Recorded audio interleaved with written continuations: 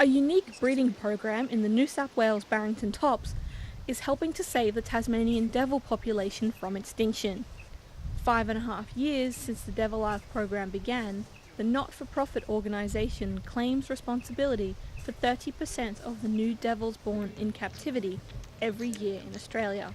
Conservation scientist Jennifer Crows says this is an exciting development, but it won't mean devils are released into the wild on mainland Australia anytime soon. And there's been quite a lot of studies done by many universities, including UNSW, saying that this is something to consider.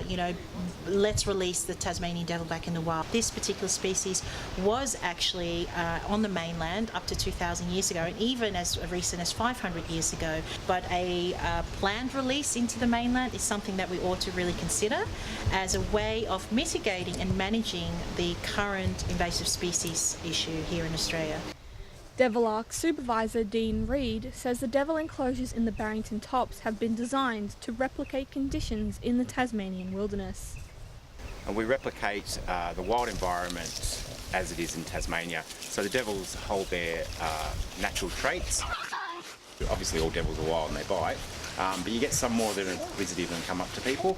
We leave those here at Devil Ark for breeding purposes, and our devils that have the wild traits and are quite aggressive towards humans and don't want anything to do with us, we go back down to Tasmania.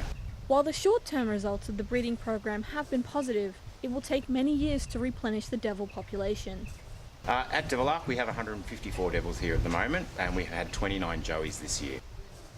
We had 22 females breeding this year, and we had about 80% hit rate of females getting pregnant.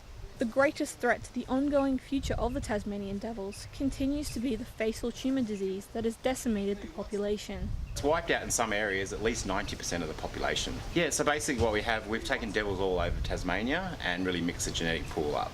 Like they're still pretty, they've still got bad genetics, but this will help them in the long run, and hopefully we won't see that cancer return.